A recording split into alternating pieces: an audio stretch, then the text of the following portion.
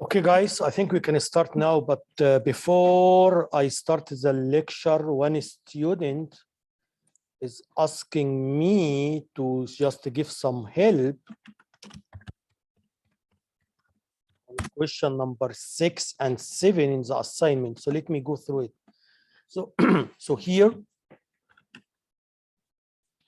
in question number 6 here, guys, I'm asking you to write any instruction sequence, okay, to add the register A, okay, to 16-bit word stored at memory location 2000 and 2001. Is that okay? So now I want to add a word to register A. Then I want to store the result at the memory location 3000 and the 3001. Okay. Here I'm telling you the number in A. This is a typo. Okay, guys. So this is a mistake. Here it's about A. So this number is signed number. Okay. So I have a signed number in register A. I want to add this number to a word at 2000. Okay. And then I want to store the result in the result is a word. I want to store here in this memory location. Okay. For sure, I'm not going to solve it, but I'm going to give you a clue, some idea how can you solve it. Okay. So number one, I want to add, this number in A is a signed number. So the first thing you have to do, you have to extend this byte to a word. This number one. Okay. And then you can add a word to this memory location, to this word in the memory. Okay. For example, you can use, let me write here. I'm not supposed to solve it, but I'm going to solve it. So anyway, so for example, you can say transfer A, D. So now I'm going to extend the number in register A, and then I'm going to store it in register D. Is that okay? So now in register D, I have the number of A, but it is extended. Okay, this number one. Okay, why you selected register D? That's because of the next step.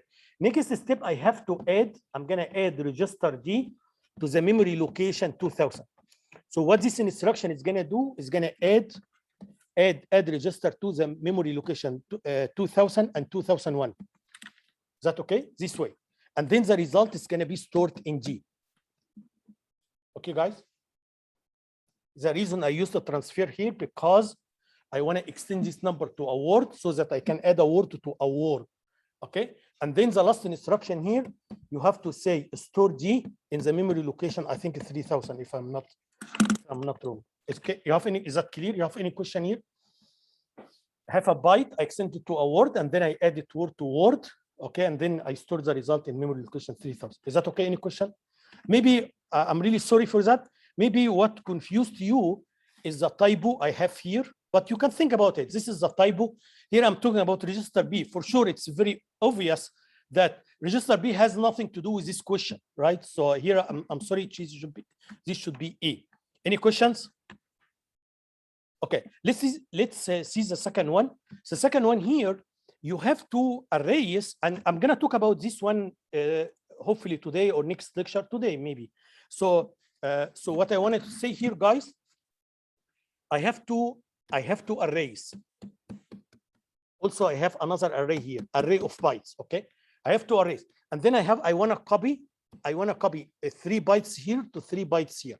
Okay, so here you have X is pointing here, and you have y is pointing here. Is that okay? So I want to copy from here to here. Okay, 3 bytes. After I finish the loop instruction, you can copy the whole array. If the array has 1,000 elements, 100 elements, you can do it. Okay. So here, this is just a basic idea what you are doing here, but you can do it better. So you are going to do it. You can copy the whole array, right? Using the instruction I'm going to teach in loop instructions. Okay. So how can you solve this one? There is a very basic idea. You can say, for example, move byte 0, x to 0, y. Is that right? So you can copy a byte pointed by x to a byte pointed by y. Is that okay? You can do that. And then you can say move byte 1, x, 1, y. Is that okay? So here I'm gonna copy this one to this one. Then I'm gonna copy this one to this one, which is x plus 1, here y plus 1. Okay. And then you can say move byte 2, x, 2, y. So here, this one is plus 2. This one is plus 2. Is that okay? So this is a way to do it. Very simple way. But there are other ways. Okay, there are other ways. You can say, for example, I can say something like move byte 0, x, 0, y. Is that okay? And then I can say increment x, increment y. So I'm gonna copy first a byte pointed by x to a byte pointed by y, and then increment x, increment y. So I can move x to here, and then I move y to here. Okay, and then you copy again. I say move byte 0, x, 0, y. Is that okay? And then you can say increment x, increment y, and then you repeat again. You understand the idea? You have 2 pointers. Okay, I'm gonna copy by a byte pointed by this pointer to a byte pointed by this pointer, and then I increment the 2 pointers, repeat again. Okay, and then I can say move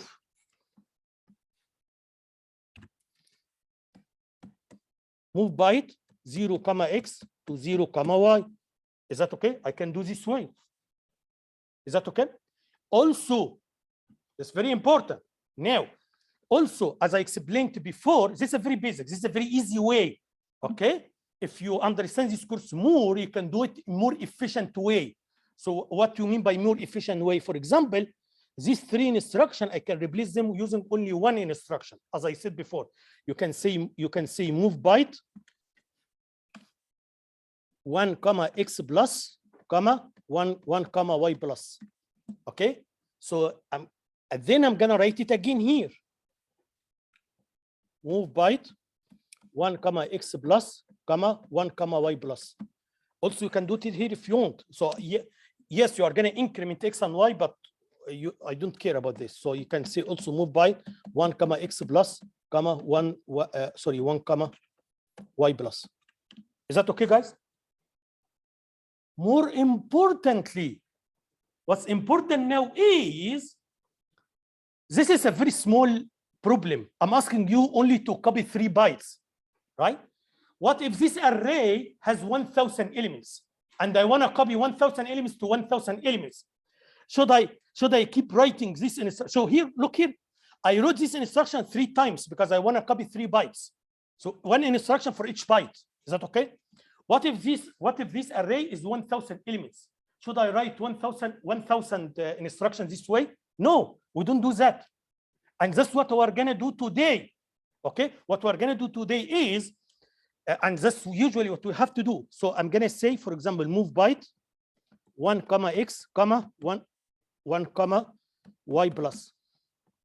Is that okay?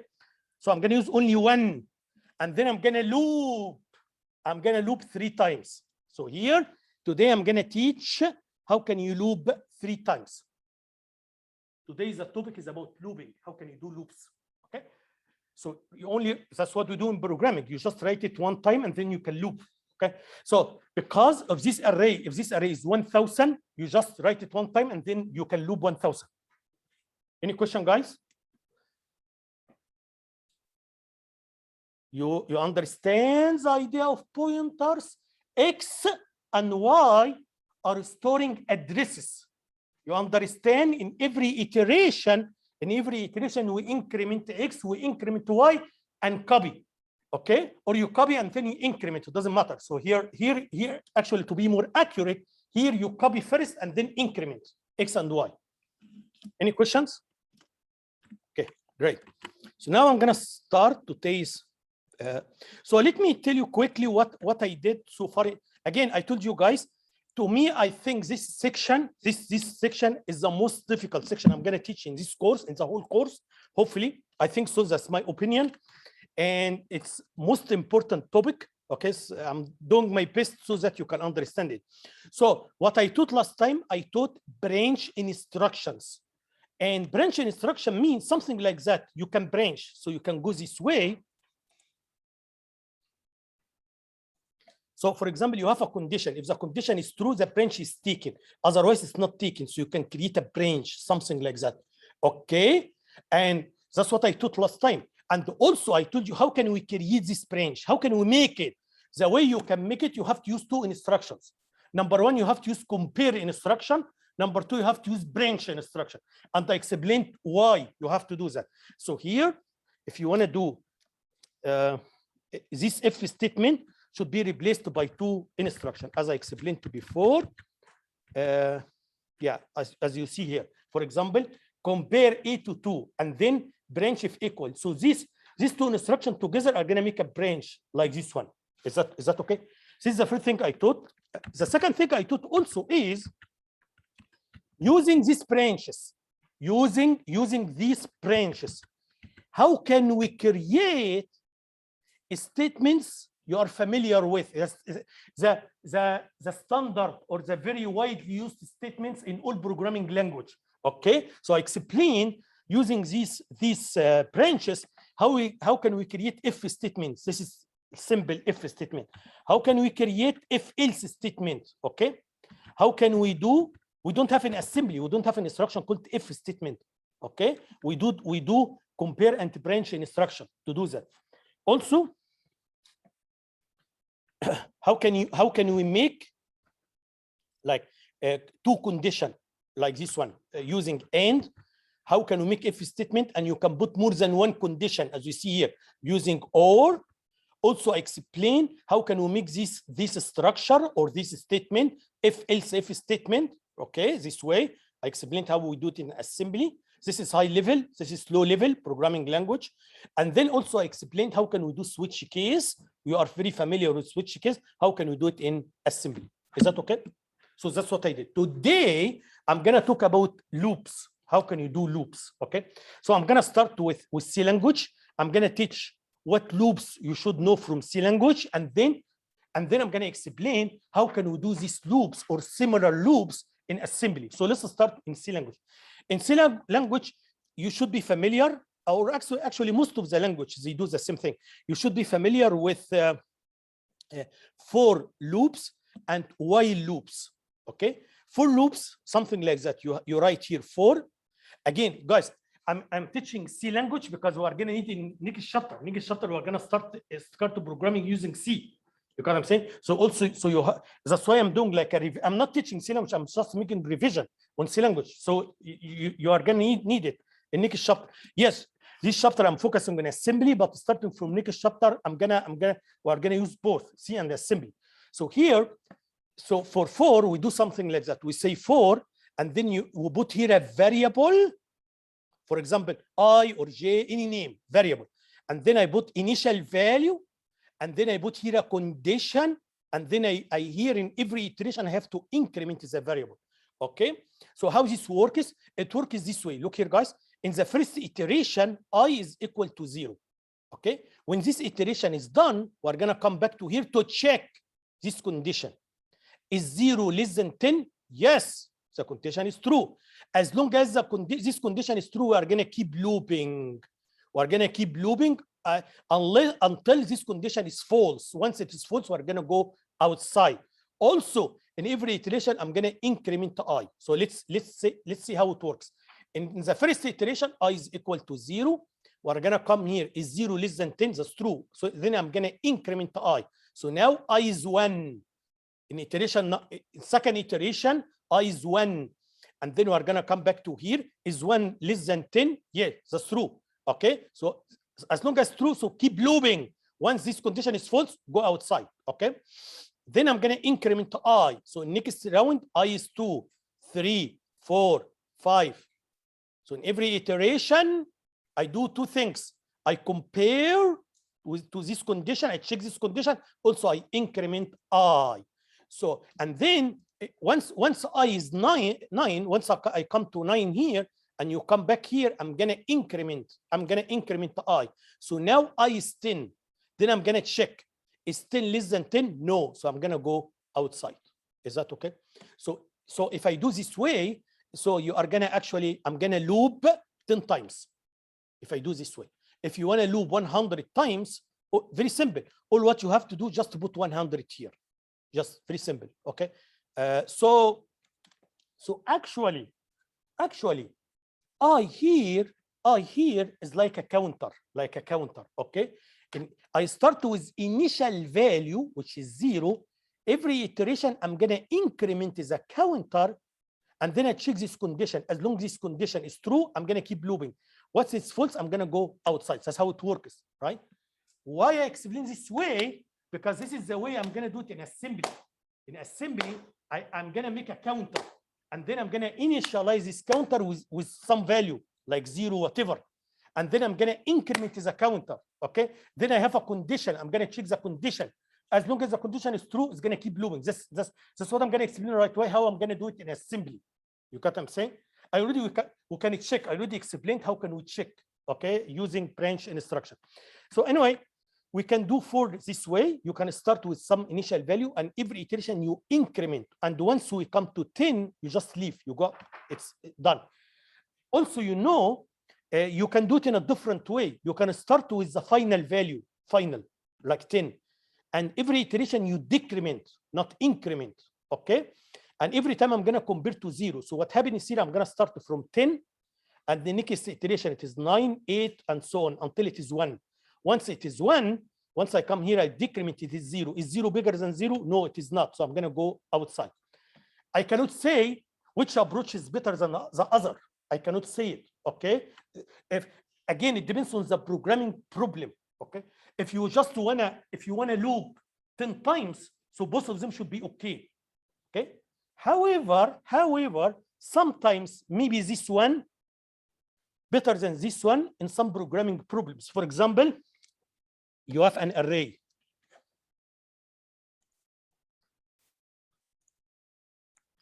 If you have an array, and for some reason, I want to scan the array from the beginning to the end.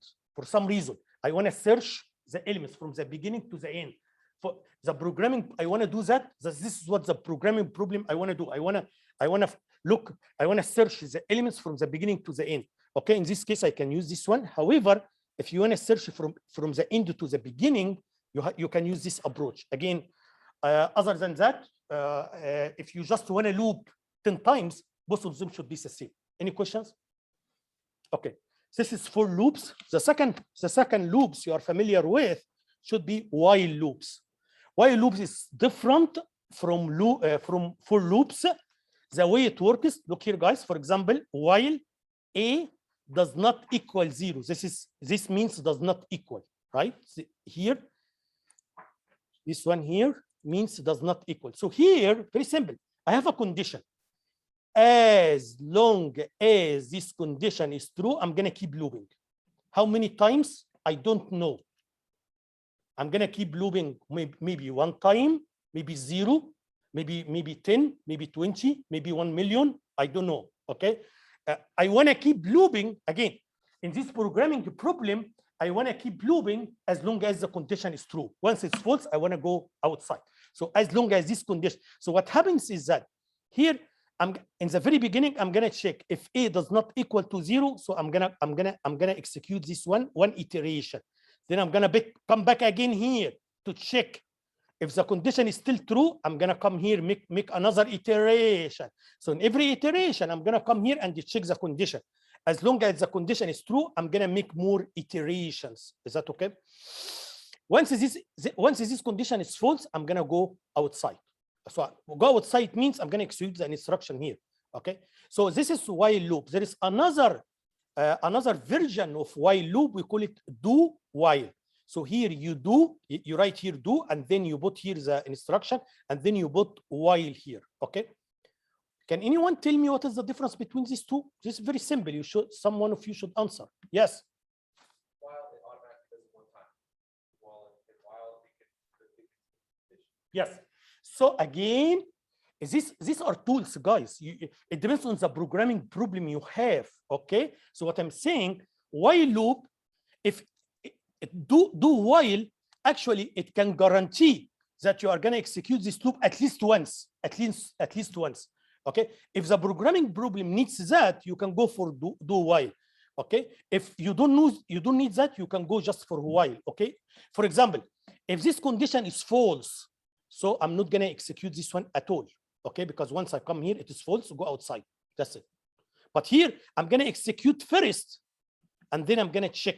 If it's true, I'm going to go back. Okay. So this one, if this condition is false in the very beginning, okay, so at least I'm going to execute it one time. Okay, guys, any questions? Okay. Now let's come to the question. So very simple. So in what programming problems I can use for, and in what programming problems I can use while? Okay, the answer is very simple. We are going to use for if you know during the programming, when you write your program, you know the number of iteration you want to make. Okay. So for example, I have to make 100 iteration. No matter what I have to do 100 iteration. That's why you have to use for. So if you're already sure about the number of iteration you have to do, you have to use for. Give me example. I'm going to give you example. I have an array. This is a programming problem. I'm asking you count the number of positive elements in this array. So I give you array. I'm asking you how many elements are positive or are negative in this array. So what you have to do, you have to scan the whole array. So I have to make 100 iterations because you have to check all the elements. In every iteration, I'm gonna work in one element, right? So you should loop 100 times, okay? Because I have to check all the elements. In this case, I have to use for. If I change the programming problem and I tell you, look here, I can give you another problem. For example, I can do, is there a negative element in the array? So, for example, if I give you a problem like this one, okay, I'm asking you, is there a negative element in the array? So in this case, maybe you don't need to check all the elements. Okay, what you can do here is I can do while loop, because once I find one element that's negative, so I'm gonna leave. I don't need to continue. You got what I'm saying? So it's very simple. So I'm saying if the programming problem needs you to make a certain number of iterations, okay, so you have to go for 4. Otherwise, if you here in this case, I'm gonna keep looping until unless there is until a condition is true. The condition here is number 1, this element is not negative. Okay, it is 0 or positive. Okay, so I have to keep looping. Number 2, I didn't reach to 100 yet. Okay, so I can make a condition this way. Okay, so while loop is used if you don't know how many times you need to loop. Okay, but I have a condition.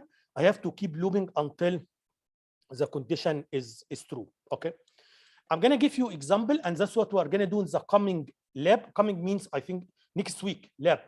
I want to tell you something again, guys. I consider this topic as the most difficult topic. I consider the coming lab, next week lab, the most difficult lab. Okay, it's not because it's difficult, but because it's like a big jump between the coming lab and what you did before. So, and also the topic is important. So the coming lab is very important. It needs some time, but it's important to learn the topic. So you have to do it, okay? So, and I consider it as one of the most difficult or most difficult labs. Anyway, so for example, in the coming lab, look here, guys, what we are gonna do. Also, we're gonna do the same thing in next chapter, and maybe you did similar thing in C language. So look at the idea here. For example, if you have an array, sometimes I have an array and I know how many elements are in this array. For example, this array has 100 elements. Okay, so I'm gonna loop 100 times. So I already know, right? However, sometimes I can make an array and the size or the number of elements of this array is variable, is not fixed. Okay, so in this case, the way I'm gonna tell you why I can do something like that. But here, what I'm gonna do, you can put here some data, and then at the end you put some value. For example, minus some value. For example, minus 128. This value I'm gonna call it delimiter. So this delimiter is not an element in the array. This is a special number to tell me this is the end of the array. You got what I'm saying? So all what I have to do is I'm gonna get this value. I'm gonna compare it to the delimiter. If it is not the delimiter, I'm gonna keep next one. So I'm gonna keep looping until I find the delimiter. You got what I'm saying? Again, let me say it again briefly. I have two ideas. In one idea, I can create an array with a fixed, with a known or fixed number of elements. Okay. If you already know the number of elements, you can just, if the elements are 100, I'm gonna loop 100. If they are 1 million, I'm gonna loop 1 million, and so on. Okay. However, in some cases, it is better that you use another idea. The other idea is the length of the array may be variable. Okay. But in order to know this is the end of the array, I'm going to use a special number, like 1 minus. For example, I have to make sure this special number is not going to be an element. Otherwise, because once you find this number, you are gonna think this is the end. So I have to use a special number. This number I'm going to consider it like a delimiter, just to tell me this is the end of the array. Okay. Why I need something like that. Okay, I'm gonna give you example on we're gonna do it in next chapter. The example is if you have a message like this one, hello, or please enter your name. As I'm gonna explain in next chapter, we're gonna have a function. I'm gonna explain a function or a subroutine. Once I send this one to the function is gonna display the message here. Right, display the message here. Okay, so here using delimiter is very interesting idea. Okay, why? Because this is array. This is, you can see this one like an array.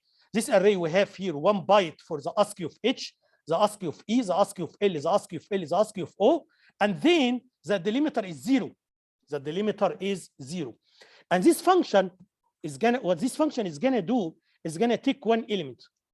If this element is not 0, I'm gonna tell the element go to LCD. I'm gonna send to the LCD to display it, and then I'm gonna go to next one. Are you 0? No. Are you 0? No. Are you 0? No. Are you 0? Yes. So I'm done. You got what I'm saying? So why we do this way? Okay, using delimiter, because if you don't use delimiter in this case, it's gonna be somehow boring. Why? Because you need to count. You need, if you don't use delimiter in this case, I need to count how many elements we have, and I have to send it to the function.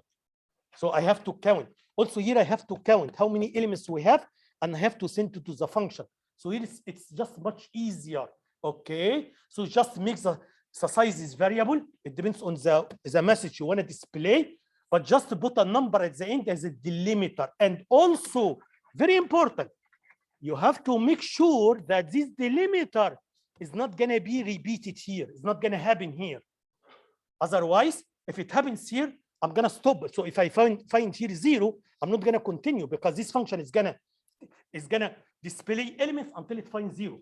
You got what I'm saying? Also, if you forget to put 0, this function is not going to work, right? Because it's going to keep displaying until it finds 0 somehow. Okay, that's how it is programmed. Okay. That's why, guys, I selected number 0 here. Why I selected number 0? Because there is no ASCII for any character that is 0. You got what I'm saying? So if you put here any character, I'm sure the ASCII of this character is not 0. That's why I'm sure this 0 is not going to be repeated here. Okay.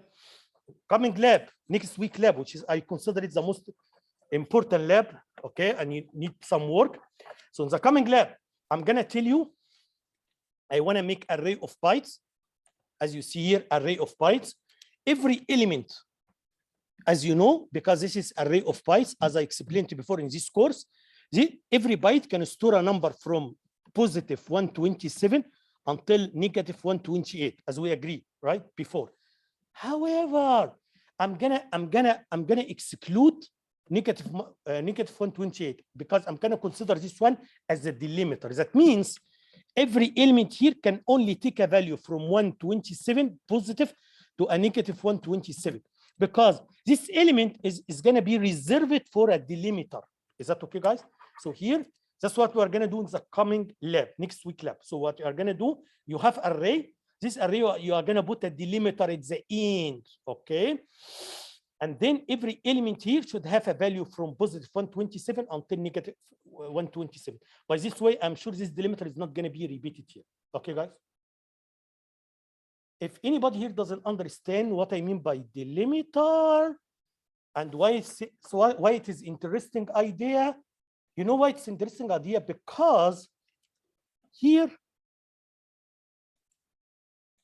how many, this is array, right? How many elements you have? 1, 2, 3, 4, 5. So here, this one has 5 elements. And this one, how many? Look here.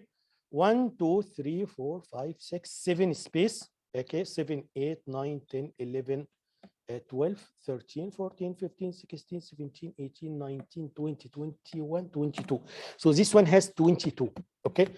So I don't need to count. I don't need to send this number to the function, right? So you just put 0 anywhere, and then the function is going to look for this 0. You got what I'm saying? So it's going to make programming just easier. I'm not sure. I think you did something like that in C language before.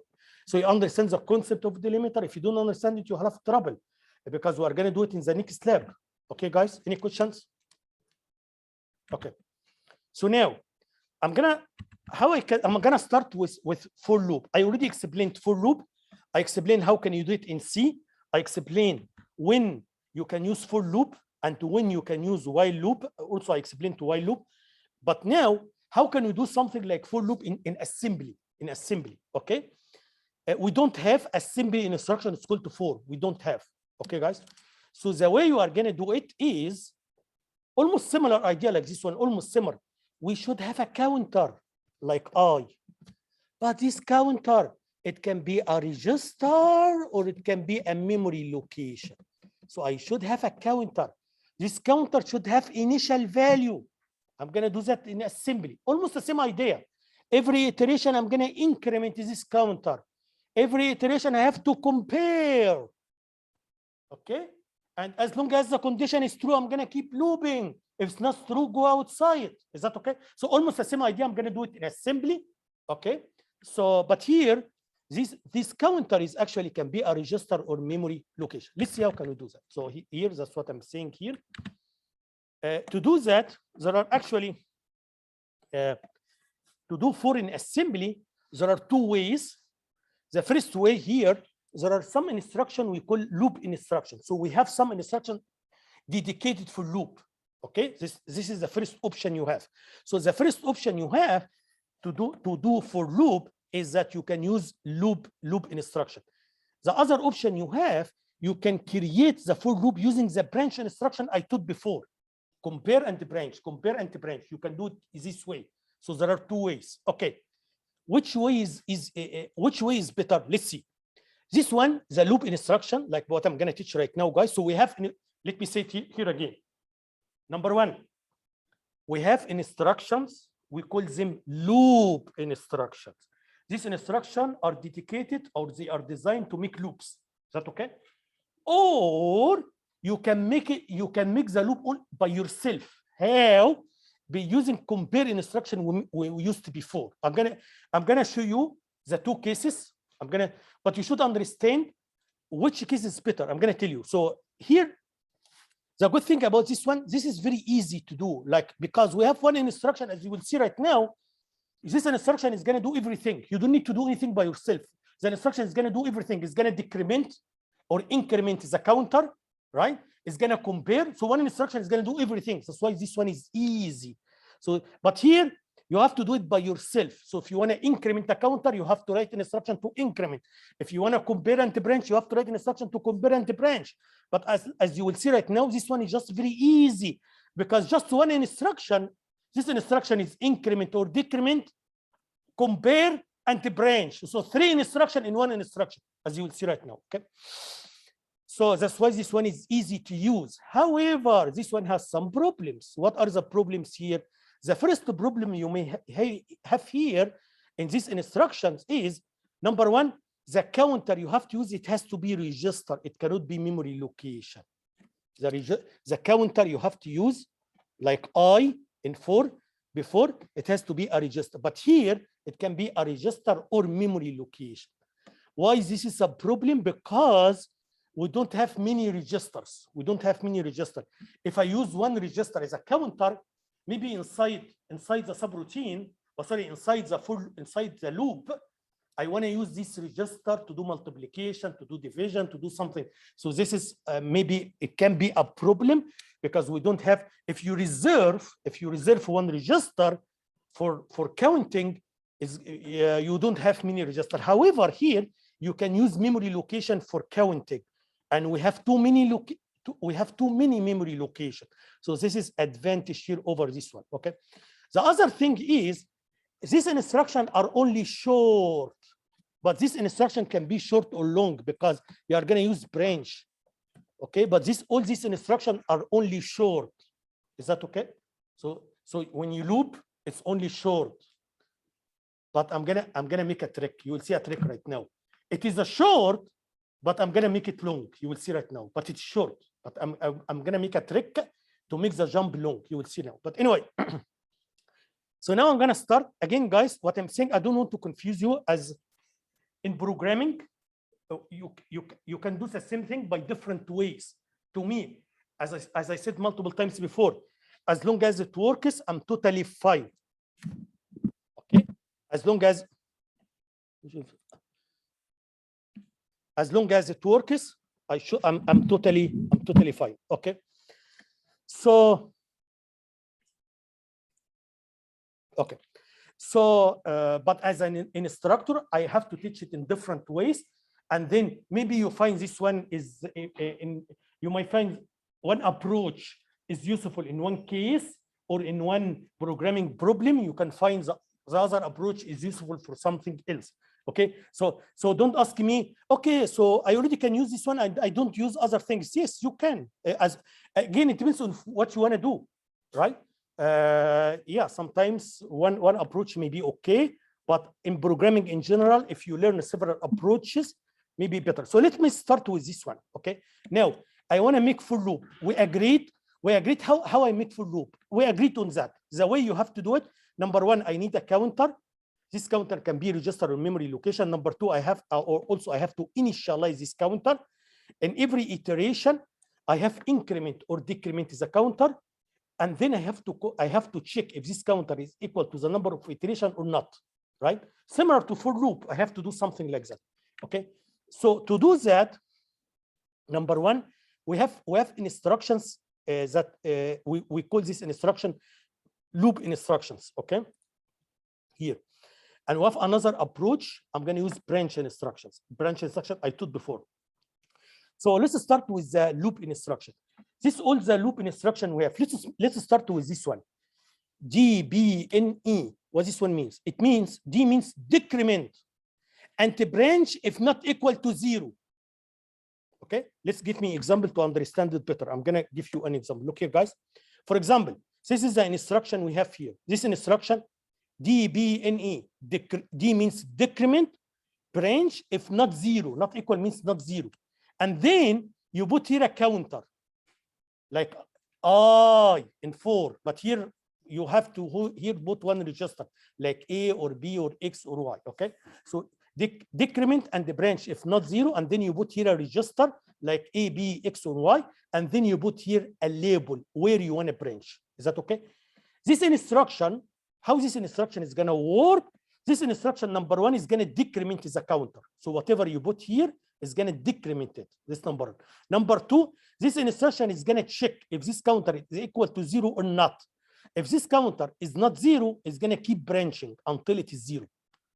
Okay, so you put some initial value. This is exactly similar to I. When I put some initial value in I, here you are going to put some initial value, for example, in register A.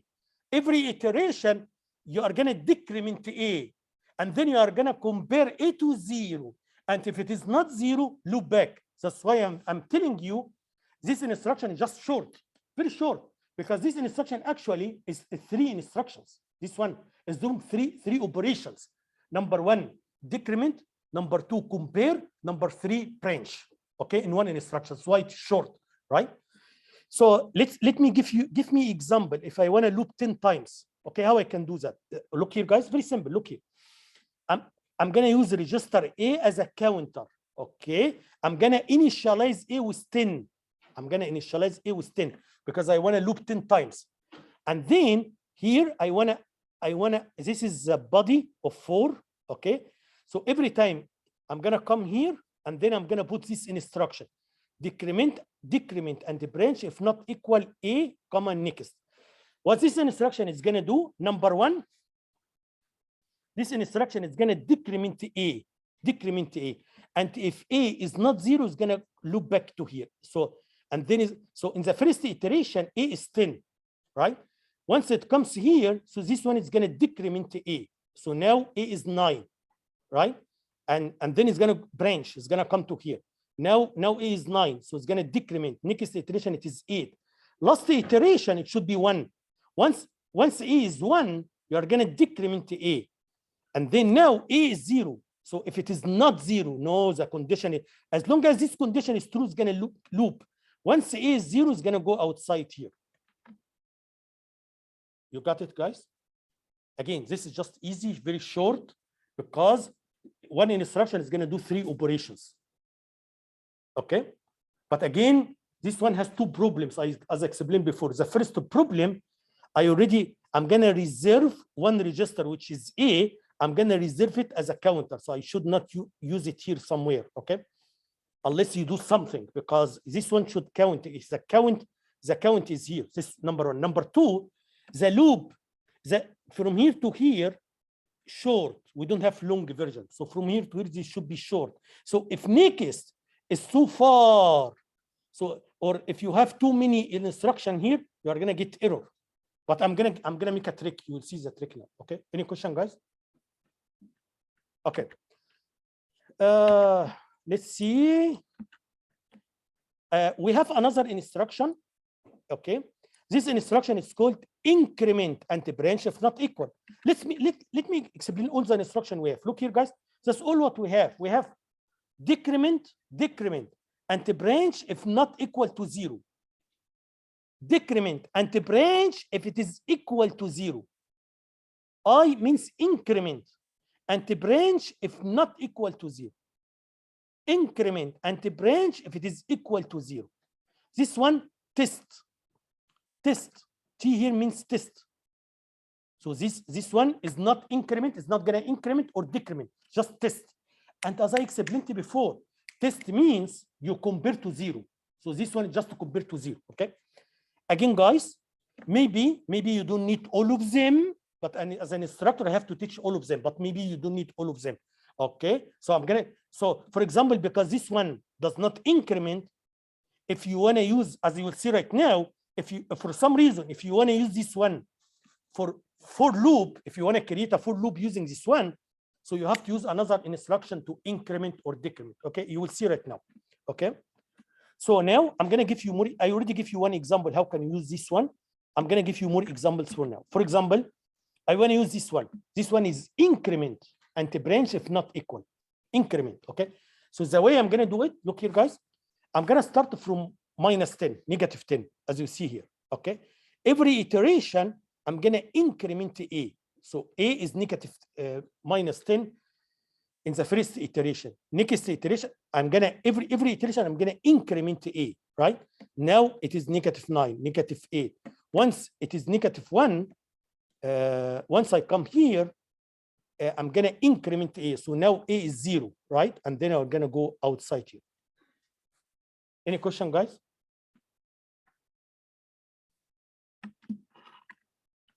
Okay.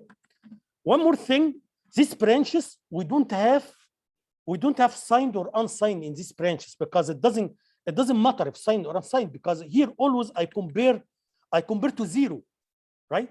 So I compare to 0, so it doesn't matter if it's signed or unsigned. I'm not gonna do like as we did before, greater or less. Okay. Any question?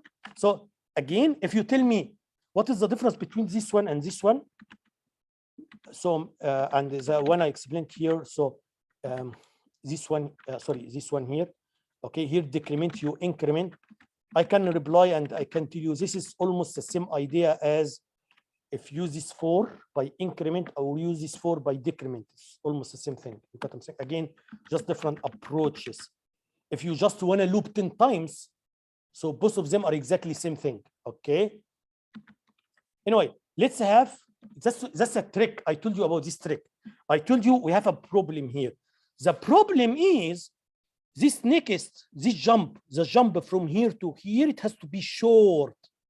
It has to be short. I'm gonna make a trick, very interesting trick, okay? So that I make this jump long. Look how I made it. It's interesting. I'm gonna explain to look here. So for example, I wanna loop 10 times, and these 10 times I wanna make this jump to here long. Look how I made it. So here I'm gonna start. I'm gonna use register A as a counter. Number 1. Number 2, I'm gonna initialize A with number 10. I'm gonna start with number 10. Every iteration, I'm gonna decrement B, decrement A. Is that okay? So every iteration, I'm gonna decrement A. So A is 10. Now it is 9, 8, 7, and so on. Okay, decrement. Look what I did. Let's see how I did it before. What I did before. Look here, guys. I decrement, and if it is not 0, go back. If it is not 0, go back. If it's not 0, go back. Every iteration, I decrement, and if it is not 0, go back. Is that okay? And this branch has to be short because this instruction for a short. Look how I made it. The way I made it, instead of not equal, I made it equal. Okay, so how you made it? I'm gonna tell you. Look here. Still the logic is true. What's important is the logic. Look how I made it. I'm gonna say here, decrement and branch if it is equal to 0, but not here. Branch to here, go outside. You got what I'm saying? So the way I made it is I'm gonna decrement A, and if A is 0, go outside. If it is not 0, it's gonna come here. If it is not 0, here I'm gonna use a long branch to branch from here to here. This is a long branch because usually you have too many instructions here. You got it? But here from to here to here is short. This is just one instruction, very short. You got it? So here I'm gonna every iteration I'm gonna decrement A, and then once A is equal to 0, I'm gonna go outside. If this branch is not taken, so I'm gonna come to here. Here I'm gonna use a long branch. Is that clear, guys? You got it? Very interesting. Okay. Anyway, so again, I told you we have several instructions. I explained like decrement branch of equal. I explained decrement branch if not equal. Also, you have increment again. You may not need all of them as I said, guys, but as an instructor, I'm going to teach you these tools. So I have to give you all the tools. Okay. For example, if someone want to use these two instructions, this one is test. So this one is going to test. This one is not going to increment or decrement. It's going to test. For some reason, I want to use this one. Okay. Look here. Here. So I'm gonna start with number 10 this way. Okay. Every iteration, I'm gonna decrement A. Okay. And then here, this instruction is gonna test. If A is not 0, just come back. So this instruction is not gonna decrement. So if you wanna use this instruction to loop 10 times, so you have to use you have to use this one. You got what I'm saying, guys? By the way, for sure, it doesn't. If I have to choose, why I would do this way? I would I would use decrement here, because I actually, this instruction is going to do the same thing, but on top of this one is going to decrement, right? However, again, it depends on the programming problem. Okay, for example, I want to loop until the user enter 0. Listen to me. So for example, I'm going to get a number from the user. I'm going to get a number from the user here. And I have to keep looping until you hit escape, for example. And when you hit escape, register A is going to have 0 for some reason. Okay. So here, for example, register is, so in this case, I'm not, it's going to be more like while loop. It's not for loop, it's a while loop. So the way I'm going to do it is, so what I want to say, these are tools, guys. You can use it in different ways. So the way I'm going to do it here, number one, I don't need this one because I don't, here, this is more like while loop. I don't need this one, okay, this way. And then here, I'm going to read a number from the user. I'm going to write some instructions. Every iteration, I'm going to read a number from the user. And if this number is escape, so I'm going to put 0 in register A so that you can leave. So by this way, I'm going to keep looping until the user enters 0. Maybe this 0 is coming from somewhere else, maybe coming from a sensor, okay? Maybe coming from like failure or something happened here. You got what I'm saying? But this way, I'm going to use it like while loop, not for loop. Is that okay, guys? Don't be shy. Raise your hand. Ask me if you have any questions. Okay. Great. Okay, let's teach here a common mistake. Please don't do it. Otherwise, you are going to waste a lot of time. Okay. This is a common mistake. I want to loop 10 times. The way I explained it, number one, you have to initialize A this way. Okay. You have to use this instruction, decrement and branch if not equal to next. So these 3 lines here can make full loop. So I'm going to come here. I'm going to keep looping 10 times until it is, as long as it is not 0, it's going to keep looping. Is that okay? That's what I thought. So what is the mistake? The mistake is here, A is a counter. A is a counter. A is doing the counting, right? So in the first iteration, A should be 10. In next iteration, A should be 9. In next iteration, A should be 8, because every iteration I decrement A, right? And once A is 1, I'm going to decrement it. I find it 0, I'm going to leave. This is the logic. You agree? This is the logic. I'm going to have a counter. I'm going to start with this certain value. Every time I have to decrement. Once it is 0, I'm going to leave. This is the logic, okay? The mistake is because you don't have too many registers. What may happen here, you are going to write some instruction here. This is the body of 4. In the body of 4, you are going to write some instruction. Maybe you are going to do multiplication, division, and all these instructions are going to modify A. You got what I'm saying? So now I start with 10. Next time it should be 9. But actually it is not 9 because you did multiplication and then you put in A number 70, for example, just any numbers. Is that okay? And then next iteration, okay, you are going to have like a random number, 20. So it's not going to work. You are not going to make looping. By the way, I saw this problem. One student did this problem, okay? And usually in this problem, you are going to have like infinite loop because it's not going to loop 10 times because this one is going to loop until A is 0, right? So if every time you just put a random number in A, I'm not going to come to 0. So it shouldn't work this way, okay, guys? So what can I do? First of all, do you understand the problem you have here? You destroy the counter. Okay, the logic is I have a counter. Every iteration, this counter should be decremented by 1.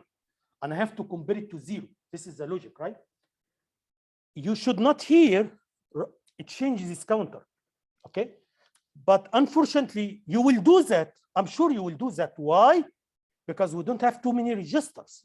You do multiplication, it change register A. You do division, it change register A, for example. Okay. So what can I do in this case? Okay. In this case, you have one of two options. One option is you can use branch instruction. Okay, and instead of using register, you can use a memory location as a counter. And I don't have a problem here because we have too many memory locations. If I take one location, use it a counter, I'm totally fine. Okay, this is one solution. The other solution is, look here, guys. Okay, that's easy. If I want to use A, so now I'm gonna store the value of A somewhere in the memory. Is that okay? Then the value of A, which is this is the count. I'm gonna put it in somewhere in memory. Then I'm gonna change A. But before I come here, I'm gonna get the value back to here. This is also a good idea. So for example, here, guys. In the very beginning, A is 10. So I'm gonna store 10.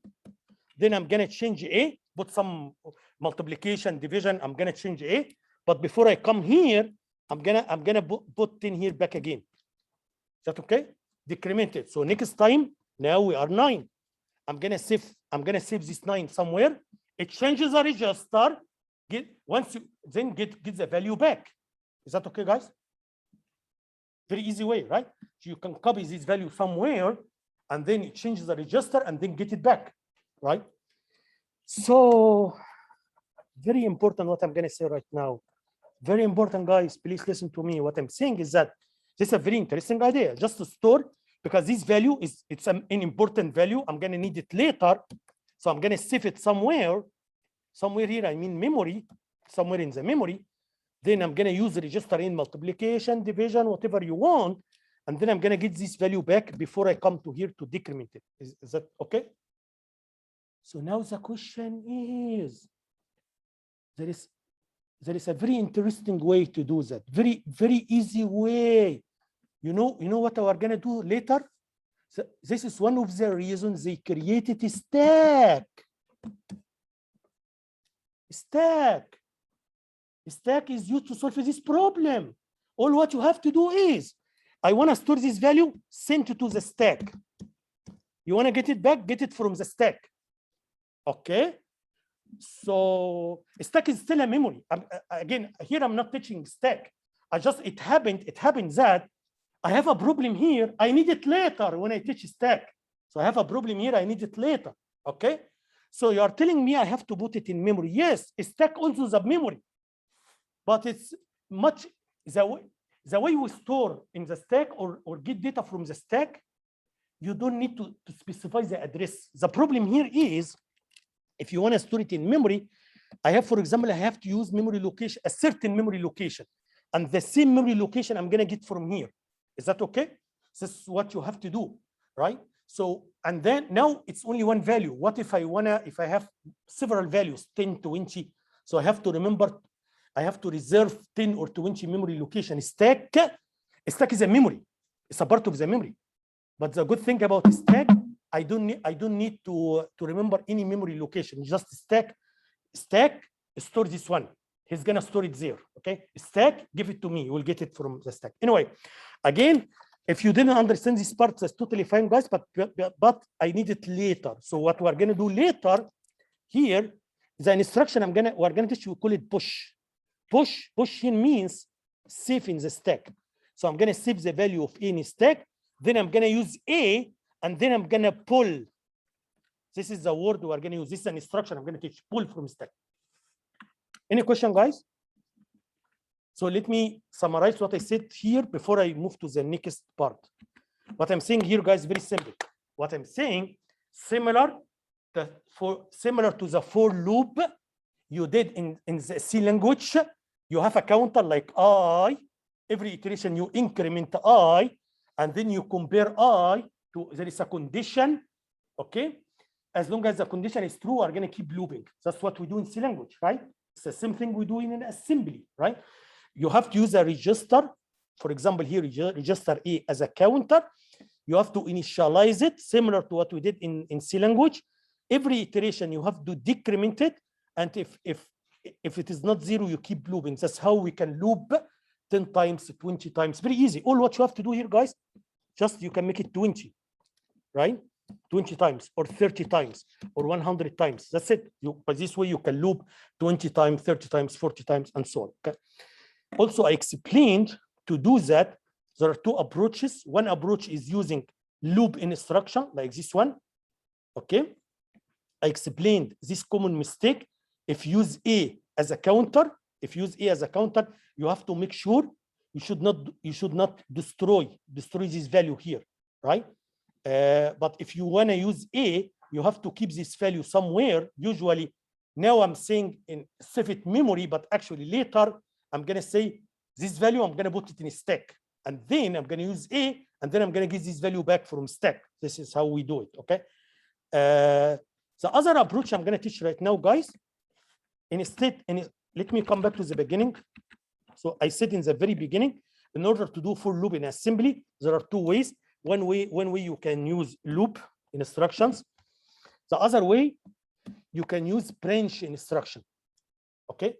Again, believe me, nothing is new. I'm going to do the same thing, but instead of using one instruction to do 3 operations, I'm gonna write 3 instructions, because this one, as I told you, this one is gonna decrement.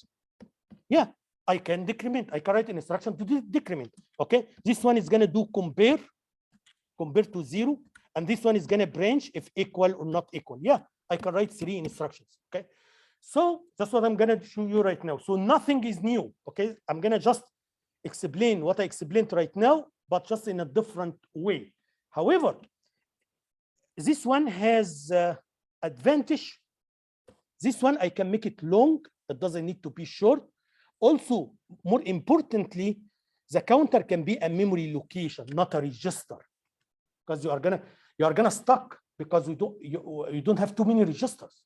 Okay, you will see right now how I made it. Very easy, not difficult. Look here how I made it. So look here, guys. I made a memory location. I'm gonna call it counter. For example, here, counter D_B 1. So this is a byte in memory location. And now I'm gonna initialize it with number 10. Yeah, because this is the initial value. I'm gonna start from 10. So this is exactly like A is equal to 10 here. Yeah, but here my counter here is a memory location. Guys, please, counter is just any English word. It's just a label. It can be your name. It can be any name, right? It's not an instruction. But for sure, you know, when I define a variable, I has to use a logic name. Okay. So for example, if I measure speed, I'm gonna call the variable speed, right? I'm not gonna call it temperature, right? But that doesn't mean if you write here temperature, the computer is gonna accept it. Computers don't understand, right? So this is just machine. Okay. Anyway, so counter here just a name. Okay. Anyway, so here I define a byte. I call it counter. I initialize it with 10. Look how I made it, guys. Look here. And then I'm gonna load counter. I'm gonna compare counter to 0. Okay. So here I'm gonna load counter. I'm gonna compare it to 0. If it is equal to 0, if counter equal to 0, go outside. If not, if counter is not 0, I'm gonna come this way. I'm gonna make an iteration. Then I'm gonna decrement the counter. Then I'm gonna come back here come back to here. Okay. When I come back here again, I'm gonna read counter. I'm gonna compare it to 0. If it is equal to 0, go outside. If it is not 0, make one more iteration. Decrement the counter, right? And then come back to check again. So if you do this way, I'm gonna make 10 iteration, because counter is gonna start from 10, right? Then it's gonna start 9 and so on. Okay, guys, any questions? Sometimes, by the way, look here. Sometimes I myself, I get confused. Is that when I put here 10, I'm gonna get 10 or sometimes I'm gonna get 9. You know why? Because sometimes if you decrement first and then you compare, it's different from if you compare and then decrement. You got what I'm saying? So sometimes when I write 10 here, actually I'm gonna get 9. Or sometimes if I write 10, I'm gonna get 10. I'm gonna tell you about very easy way to do it. Very easy way, okay? You can trace it, trace. But in order to make it easy, just start with a small number, not 10 for sure. I'm gonna start with 2. I see if I put 2, I'm gonna get 2 or I'm gonna get 1. Okay? If I put 2 and I get 2, so if I put 1 billion, I'm gonna get 1 billion, right? It's the same thing. So let's see. So I'm gonna start with 2. Now I'm gonna put here 2. I'm gonna compare to 0. Is 2 is equal to 0? No. So I'm gonna make 1 iteration. So this is iteration 1, right? And now counter is equal to 1. Now counter is 1. I'm gonna come back to here. I'm gonna put here 1, right? So is the 1 equal to 0? No. So I'm gonna make a second iteration. Now counter is 0. Once I come back to here, I'm gonna put 0. Is 0? Yes, go outside. You understand what I'm saying, guys? So now this structure here, if I put the initial value 2, so I'm gonna make 2 iterations. Other structures, something like that, I think it's coming somewhere. You will find some structures. When I put 2, I'm gonna get 1 because it depends on you decrement first. And I don't want to overcomplicate it. I'm just giving you easy way. You just start with a small number, okay? Any questions?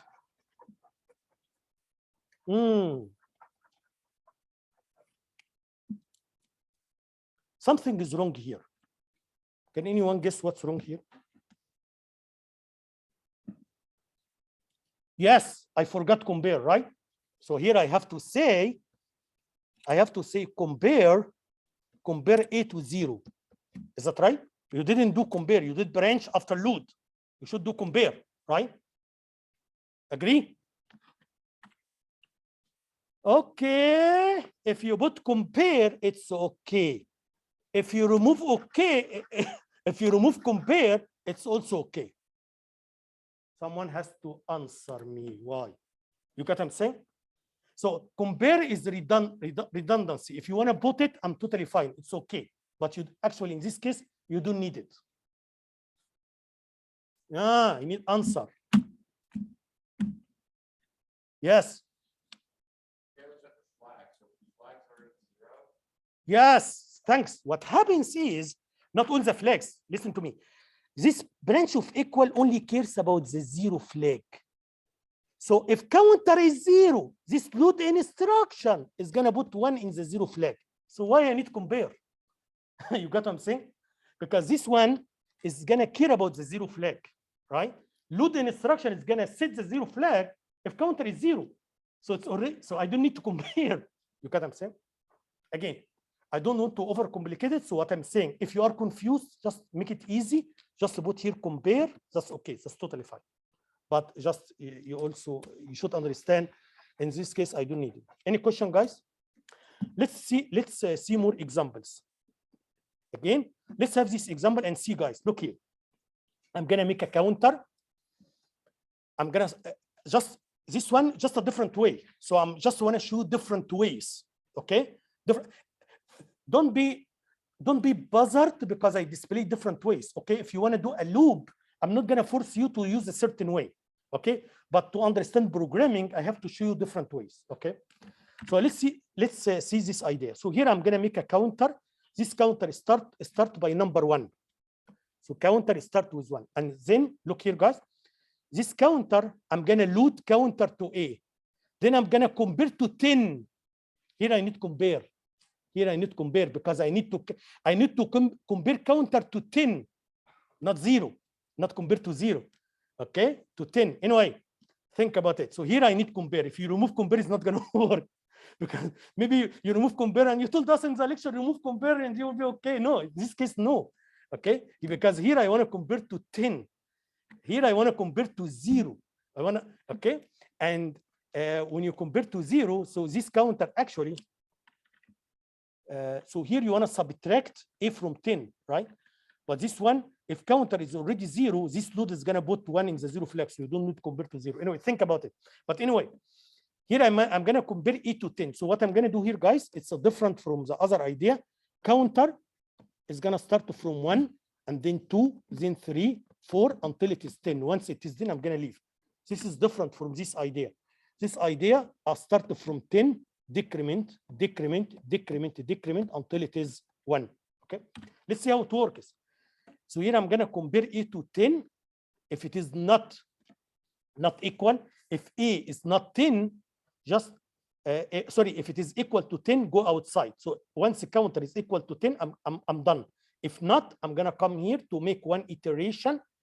Then I'm going to increment the counter, then go back again, right? So as you see here, I start from 1. Every iteration, I increment, and then I compare to 10. Okay, guys? So let me ask a question. So now I start from 1. Listen to me, please. I start from 1. So if I put here 10, that means I'm going to make 10 iteration, or sometimes I do 9. Believe me, even I myself, I get confused. So it's a way to make it easy. Just let's try it. Make a small number. I'm going to do 2, for example. Okay. So let's do it. So here I'm going counter is 1, right? A is 1. I'm going to compare 1 to 2, right? Is that equal? No, it's not equal. So I'm going to come make one iteration. Okay. Then I'm going to increment the counter. Now counter is 2, right? Then I'm going to come back to here, right? Then I'm going to compare 2. I'm going to compare 2 to 2. Okay. Is that equal? Yes, it is equal. I'm going to go outside. That means if I make this one 2, I'm going to make one iteration, right? That means if I put here 10, so I'm going to make 9 iterations. If I put here 100, that means I'm going to make 99 iterations. That means if you want to make 100 iteration, you have to make it 101. Okay. It's the structure, okay, because you increment and then compare or because you start from 1, or you can start from 0. Anyway, so again, my advice, you can start from a simple number, a small number, and see what. Okay, guys. Now, I'm going to teach you also something very interesting. Look here, guys. Here, in this loop, for example, counter is a byte. So counter here is a byte. What is there a maximum? Is there a maximum number of iteration I can make? So if I use a byte, the question is, if I use a byte counter, can I make 1 billion iterations? For sure, no. For sure, no. There is a limit. What is the limit? This one here, you are going to start from 1 until 255, because byte has a limit. So you cannot make more. So if I start counting from 0, for example, all the way until 255, because this is a maximum. So if your counter is a byte, you cannot make more than 256 iterations. Iteration at 0, iteration at 1, iteration at 2 until 255. Is that okay, guys? So there is a limit on the number of iterations you can make. So now the question is, what if I wanna, so here, that's what I'm saying. If the counter is a byte, even if this counter is a register or memory location, it doesn't matter. If it is a byte, so I cannot make more than 256 iterations. I start counting from 0, 1, 2 until 255. Now, what if this counter is a word, not a byte, it's a word? Is there a limit? Yes, always there is a limit. The limit is I can make up to 65,536 iteration. Why? Because I'm going to start counting from 0 in the first iteration. I'm going to start with 0. In the last iteration should be 65,535, which is the maximum number for a word, right? So there is a limit. Okay, guys? Now, and that's what I'm going to need in chapter 3. What if I want to make 1 million iterations? What can I do? Here, you give me 2 options based on what I explained right now. You give me 2 options. Either use a byte, and in this case, if you use a byte, this is your maximum. If you use a word, this is your maximum. What if I want to make 1 million? And in next chapter, we will need 1 million iteration. How I can do it? Very easy. Nested loops. Nested. You got what I'm saying? For example, here I'm going to use 2 loops. if I use here inner loop for 1,000, and then I use outer loop for 1,000, by this way I can make 1,000,000, right? So this loop here, like 4 inside 4, 4 inside 4. For another example, for example, if I make this loop for 1,000, 1,000 is okay, 1,000 is doable, because the word can go up to 65,536, so 1,000 is okay. And then the outer one can be 100. So here, even you can use here a word counter, and I can use here a byte counter. So in this case, you multiply the two numbers together. So here, this instruction is going to be executed 100 times 1,000. So it's going to be 100,000 times. Any question, guys? Okay. Okay. Now, again, I'm not going to explain anything. I already taught a lot of things today, but I'm not going to explain anything new. I just want to show you how can you make word counter. Nothing is new. This is similar to what I explained before. Okay. So, for example, here, I can use register X 6,000, for example, register X, and then you can use here loop and decrement if not equal, and then you put X here. Is that okay? That's it. So that's how you can make, because all what I taught so far, I just focus on byte. If you do word, it should be this way, okay? Also, I'm explaining to you here, if you are confused, if I put 6,000, I'm gonna get 6,000 or 6,000 minus 1. So I already told you here what you do. Another approach, I can do something like that, okay? Just let me finish this slide. Here I start from 6,000, every iteration I decrement. Here, I can start from, for example, from 6,001, and I can do this way. I can decrement, and if it is not zero, if it is zero, just to go outside. If not, come here and then branch to here. Did you see what I did? Again, different structure, but as long as it works, I'm totally fine. So I start with initial value. I decrement first. That's why you have to add one here, because you decrement first. And then I compare. If it is zero, go outside. Else come here and then go back. So I'm going to repeat. So I'm going to start from 6,001, and then once it is 1, I'm going to go outside. Okay. Okay. I think that's enough for today. Next time I'm going to teach while loops.